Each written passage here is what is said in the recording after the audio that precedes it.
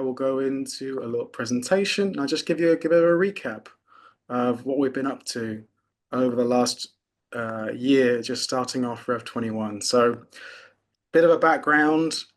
This project started a long time ago.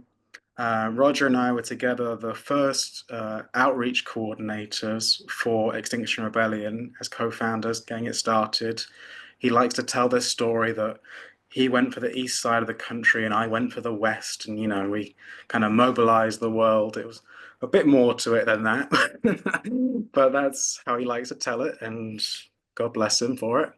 And we've been working together closely since. And but sadly, I was kind of very poorly with COVID in 2020 and had to step back from Extinction Rebellion.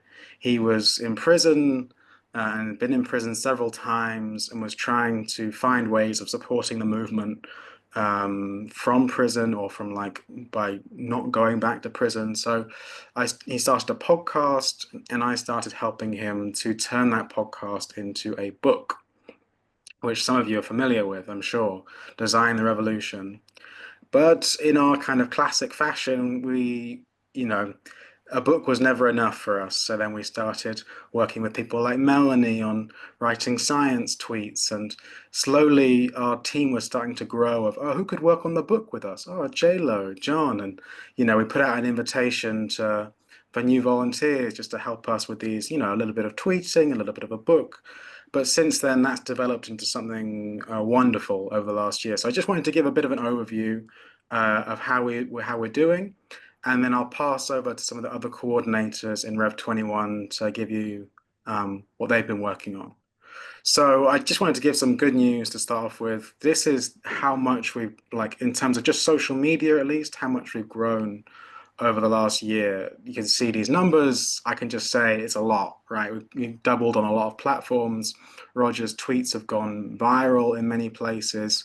And so even though he's been imprisoned for taking peaceful, proportionate action on the climate emergency, we're still managing to get his voice and his ideas out there.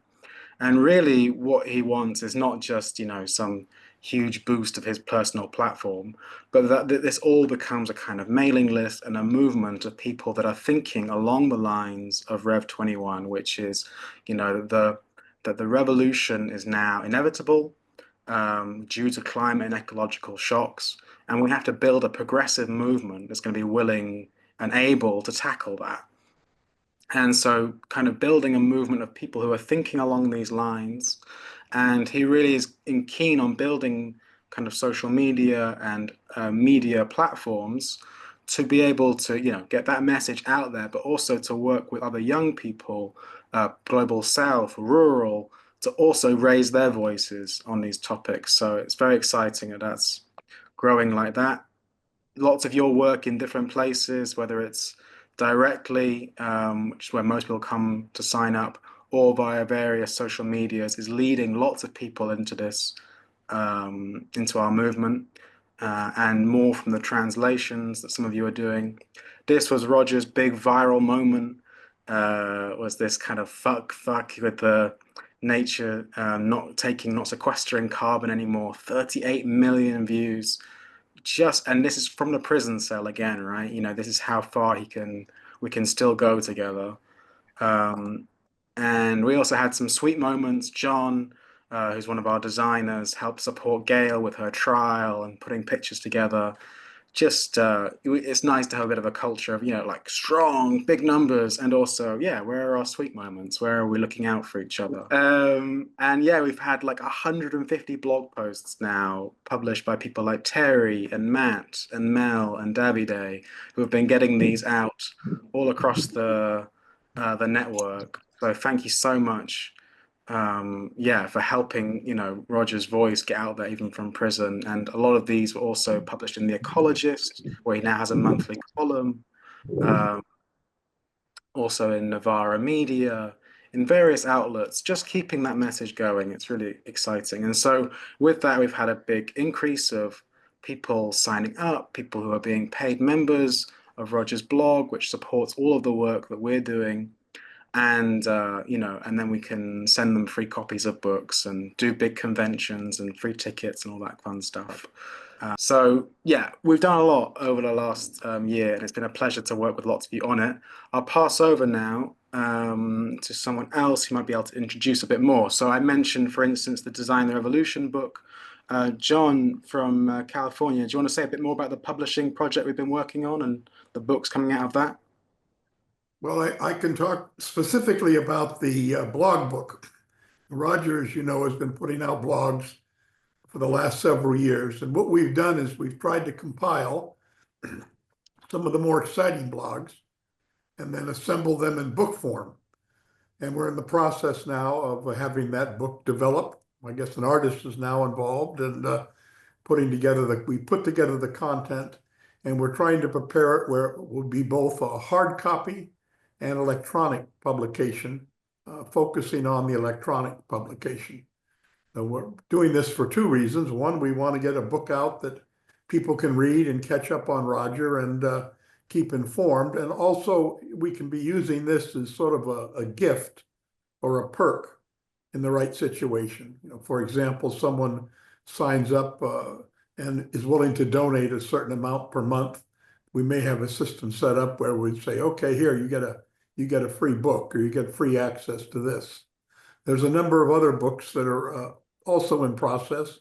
One's going to be a summary or a compilation of the podcast, which is a significant project. I mean, it's going to be a really big and complicated project. And then Roger's in the course of writing some new books now, which we hope to get out, sort of live on the press. As soon as the thought comes out, the information is provided.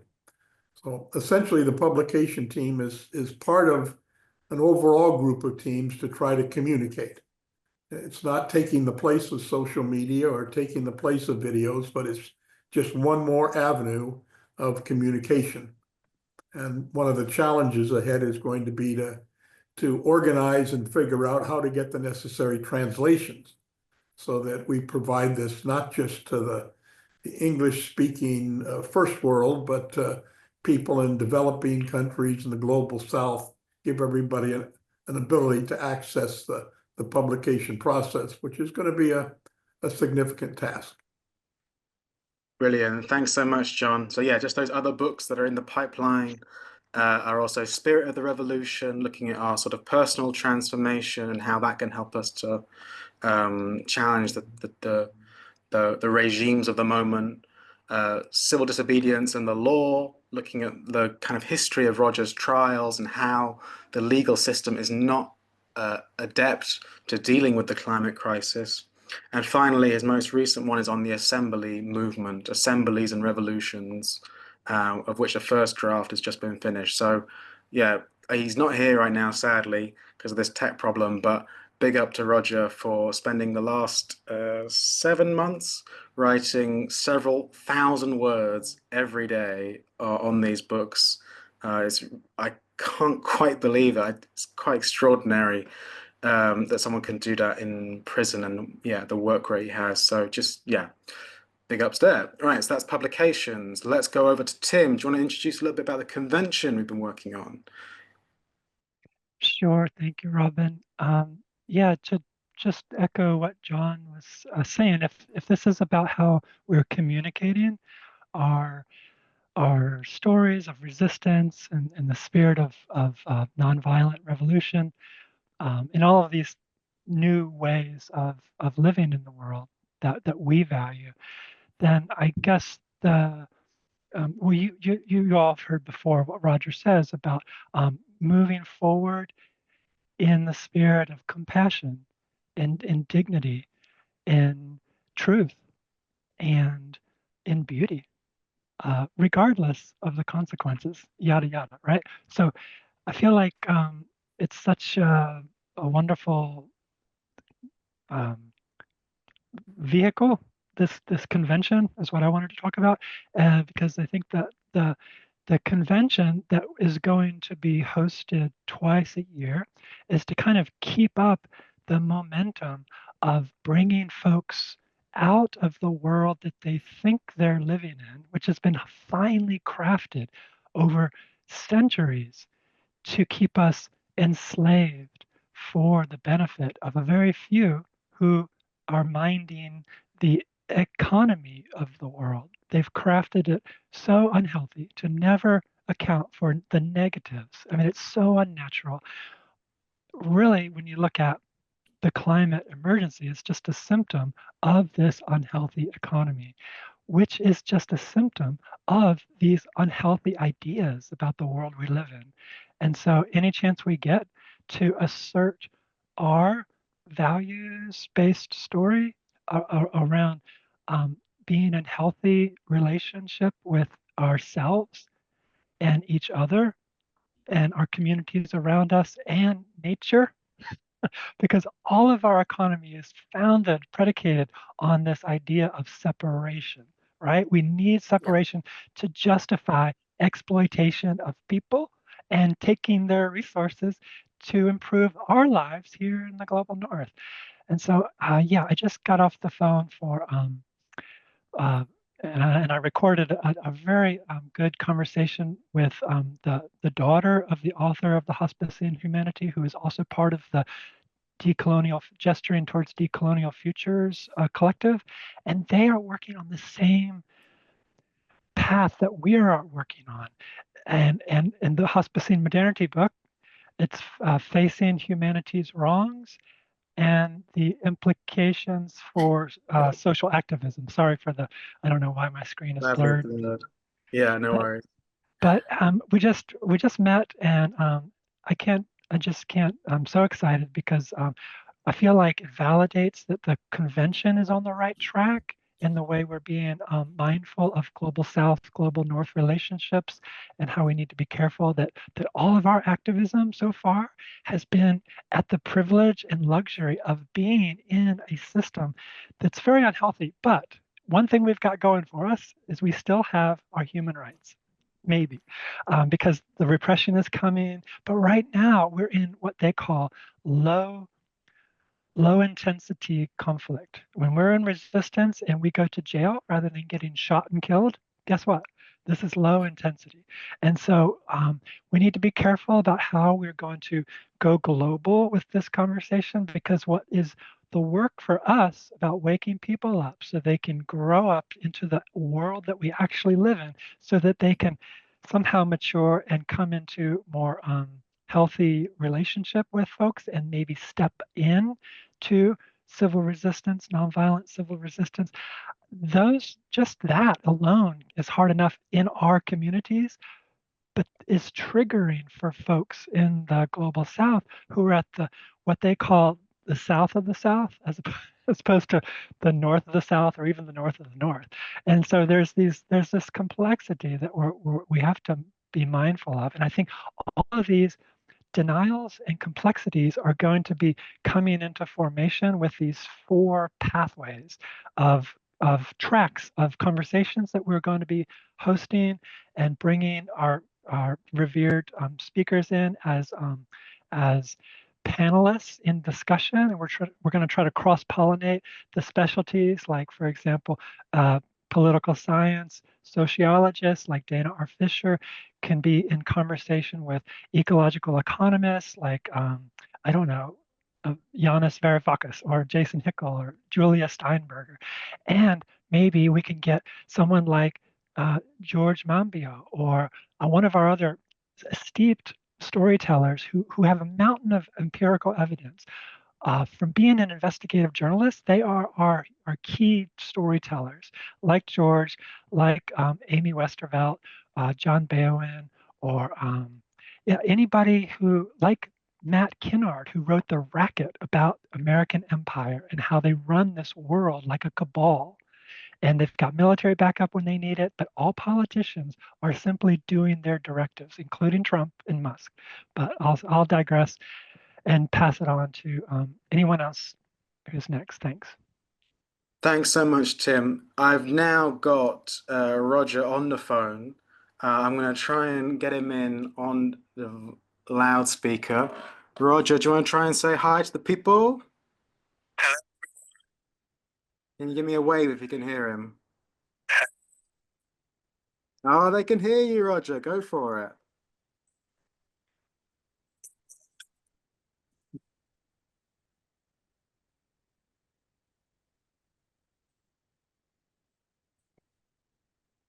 Not quite working, Robin. No, no grand speech allowed. It's not working, sadly. They had you for a moment. Maybe if we all turned our screens off, I don't know. Yeah. Okay. Well, we had a moment, and now he's off again. We'll work it out. He said he's going to record his grand speech for us for next time, and we can play it together. Um, Sadly, he can't dial in to the Zoom number because he just has my number saved. But we're getting there. We'll get him live at one point, and he's just so appreciative, basically, is what he's saying, of all of you guys and all the work you're doing. Yeah, really humbled and honored by it. So, sad, but we'll move on. So the convention. Thanks, Tim. Big brain overview. I'll just throw in some practicalities on top of that. So it's going to happen the last weekend of May. We had one last year with 700 people signed up. We're hoping this year to have thousands signed up from across our networks of A22, Extinction Rebellion, etc. The headlines are inspire, educate, connect. We want to bring people together around this um, notion that Roger and I have been talking about of this kind of the revolution that's incoming. You know, how do we create nonviolent movement responses? And it's one thing for Roger to tell us that the revolution's coming from his prison cell.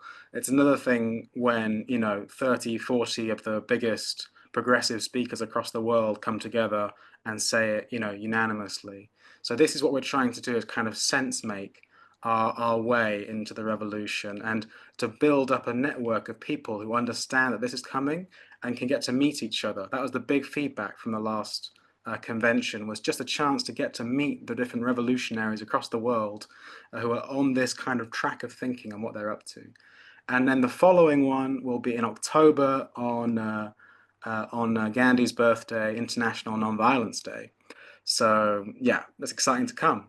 All right, and I'll pass over to our next coordinator speaker, which is Lorraine. Lorraine, do you want to give us a little bit of intro on the infrastructure and yourself? Go ahead.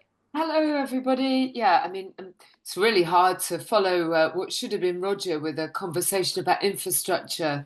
Yeah, so I'm Lorraine. I'm sort of working in the back office, doing all the sort of important things that you need to raise funds and build a revolution. So, although they might not be as exciting as hearing from Roger, they are really essential. So, we've set up a not-for-profit company, Revolution 21, as a company limited by guarantee. So we've got a vehicle, a legal entity, a vehicle that can receive money from the big trusts and foundations.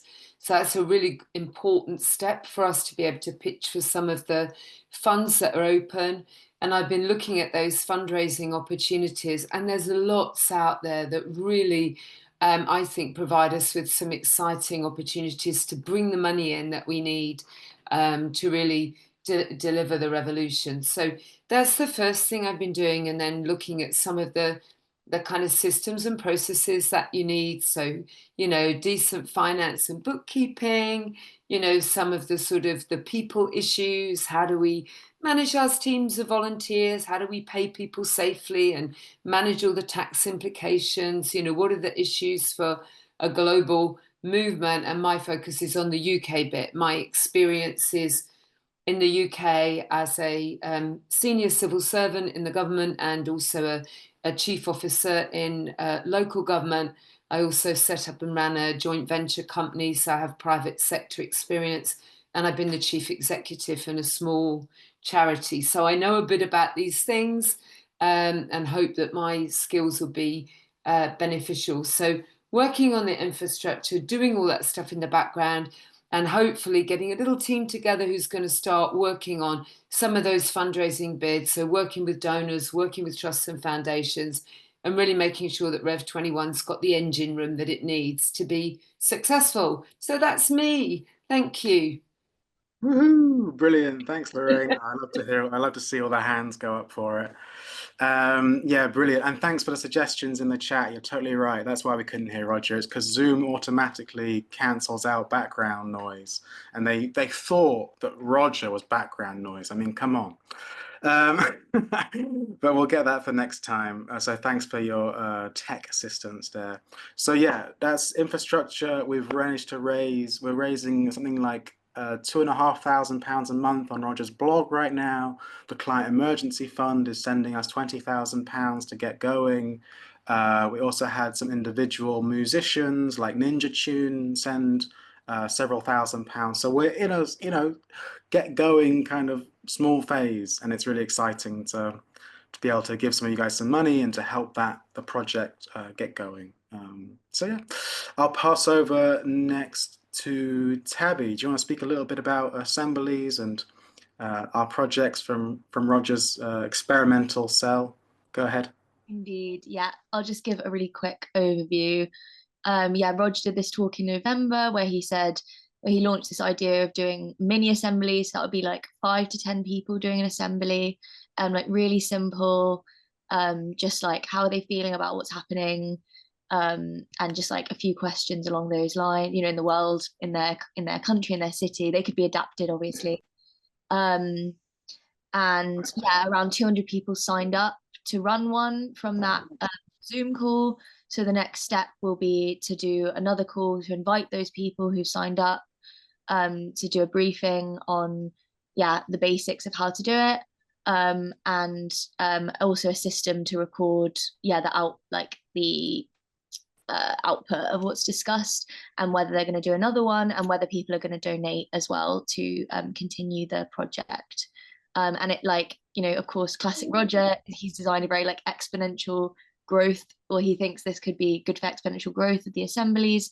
So 5 to 10 people run one, and then a couple of those will run another, and it might also build up to them running larger ones in their areas and linking up with the local or national assemble-esque movements that are in their country.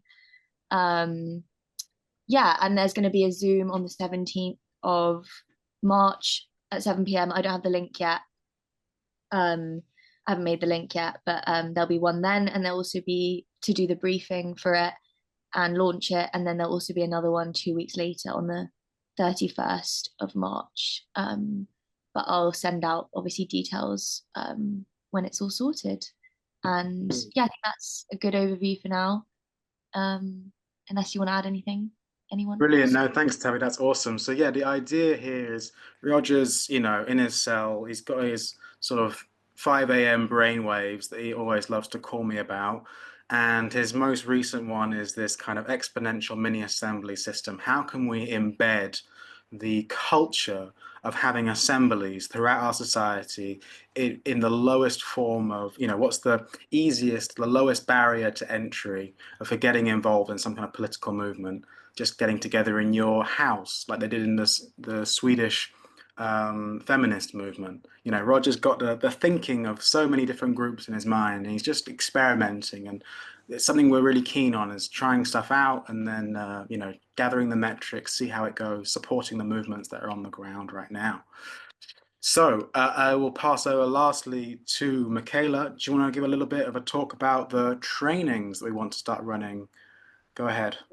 I ask you, can you hear me? Because I have big problem for connections. Okay. If my connection goes bad, Jesper will join and will make the speech for me. So I ask you, Jesper, if you can publish a message in the chat, so that will be easier to follow. Hi, my name is Michele. I'm from Italy.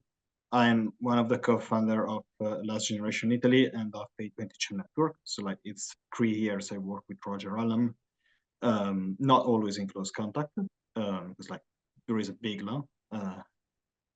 difference of big distance from Italy to UK. And so recently, during the summer, me Jesper Lagerman, who is a co-founder of Stop Oil Antigua, which is a movement of A22 in Norway. Thibaut Kanté, which is the co-founder of Dernière Innovation, which is, I think, is here, and he is the co-founder of the French movement of the A22, and Beatrice Costantino, which is also a co-founder of A22, started to discuss about the main problem that we see in movements. And like that will be banal, but the main problem is lack of resilience and leadership training. So like I started to have this discussion with Roger many times during this summer, and from different perspective, at the end we agreed that is seriously important. Because if you can read a book which is very relevant, which is Vincent Bevin's If We Fire, You Fire, is a very recent book from a journalist which has studied the horizontalism into the last 30 years movements. And he says that movements last less and less time. So the cycle of a movement is very fast and movement collapse. But right now we need a 20-year movement, a 10-year movement. If we want to make a revolution and not only try to diminish the collapse, but try to create political power over the collapse. So we need serious, high-level leadership and skill sharing. And we don't have a real good training institute in Europe at the moment. There are some good training institutes in the US, but they are petit bourgeois with respect to what we want to do. So they want a lot of money for joining many times. Okay, it's not what we want to do. What we are going to do is, you can see in the slide deck, we have prepared 2 programs, and we run for more. There is a 1-year program, and we will host a section every 2 weeks on main strategy, and we will host very important people that you can see. We will host Roger as soon as possible, plus training, of course. We will host Ivan Marovic, who is one of the co-founder of Otpor, the movement that kicked us to the dictator Milosevic in Serbia in 2000, and has traveled and helped many activists to bring down dictators in many countries. And we will work with Paul Engler, which is the leader of Momentum. And we are now collecting the contact of all the main leaders which are out there from climate movements, not only A22, but all the movements. So you can see there in the collaborators. And we will give them space in order to share their knowledge. And this is also will be a way of creating the new movement of movements. So because we need a reflection phase and we need all the leaders there, even with their differences. So the first phase will be training, but then we can see a new organization that may arise from that may arise from cooperation and to select the new leadership that will bring down the regime in the next 20 years. So this is the level of ambition, okay? Trainings is very important, and it's also a way to keep all the leaders together, because we need to stop with our division right now, because it's too late to have division, and it's too late to burn out movements every 6 months. This is the main take. The other take is that we are working with Roger, that has written a leadership training, which is a smaller project with respect to the biggest 1-year training, but it's more relevant because we need to train also people on one-to-one. So me and Robin will work on a 6 weeks intensive leadership training, and we will select young mobilizers, and we will give them strong training, strong advice, coaching, help, and we will verify whether they become movement leaders in the next 6 months. And so we'll start to make some small trials on that. So I finish. I tell you what is in the app, just to clarify. Resilient uprising is a sub-theme and is a sub-project of the revolution in 21st century. We have created a different identity, so do not express a single theory of change, because Rev 21st century has a clear theory of change, but now we need to do that working. So if we have a more open identity, okay, it's more open that more new leaders join. But we are working with Rev 21, and we believe in theory of change of Rev 21. And when we will have a lot of people, a lot of activists, leader activists, we will also start to discuss about which is the right theory of change. But is a step by step. So what do you have in the chat? We have the presentation deck into which you can see our progresses so far. You have a Zoom link for the launch of the first meeting, into which we'll present the 1-year training program and the Roger Hallam training program. And that will be on the 30th of March. You see the time zone there. And the third link is very important. This is a survey leadership. So it's a survey to understand which is the level of leadership that you have. and your fellow activists have. And we need it in order to understand to which level we should put our programs and what do you need most. So you can save this. I know Robin will send that to you again by an email. So yes, when you will have that email, you can spread that in the whole activist chat that you have so that we start reaching out. We need the Red 21 makes quantity approach. We make quality approach. So we need to reach out all the movement leaders. We need to reach out all the people that can organize the protest in 1 week. Because when we will have all the people like this in a chat and we all agree, we can say, okay, let's organize this protest in 1 week. And we will have all the leaders of the war in the same system. That will be massive. Okay, this is the vision we are bringing. So thank you. It was our first presentation in a public, actually. So it was fast and furious. I'm super excited, and thank you. Brilliant. Thank you so much, Michaela. It's wonderful. There's a network that we're building, trainings, connecting. You know, we're up against so much. The think tank or junk tanks pushing climate denial across the world. They have a strong and organized network, and it's about high time we got our one even better. So thank you so much for that. And so that's all of our coordinators. I will now open the next breakout groups, which are going to be with each of these coordinators. So whichever area you've been kind of working in or you want to work in, you can hop into the chat with them and find out a bit more or share what you've been up to. And I'll be hosting the media section on what I mentioned earlier. So you should be able to now pick a room. I've opened 6. Thank you so much, everyone, for gathering and having this first get-together, big meetup. It's really wonderful, particularly for me personally, as someone who's been like working with you all individually or interacting individually to get people together, just to get to know each other across the network and the system. As many of you know, I have chronic health problems, and if they do flare up, then the whole system can somewhat grind to a halt, and that, yeah, it's quite frustrating when you're not doing so well. So then, yeah, building this resilience, getting to know each other, and really it's just a warm-up, you know, for many more of these big calls we get to do. This was just a practice round. I'll get Roger properly calling in next time, thanks to Sergey's tech advice. We'll have, you know, our little presentations and just, yeah, build that team spirit. It's been a real pleasure to hear from you all and have you here. And yeah, looking forward to the next iterations. So these little working groups that we've started now, these will continue. We'll set up some regular calls. The people who presented, the coordinators, will be having core team meetings.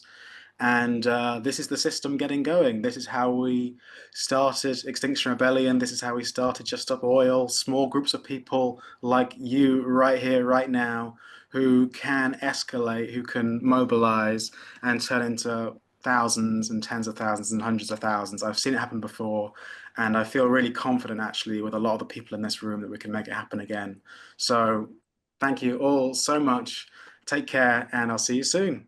Bye.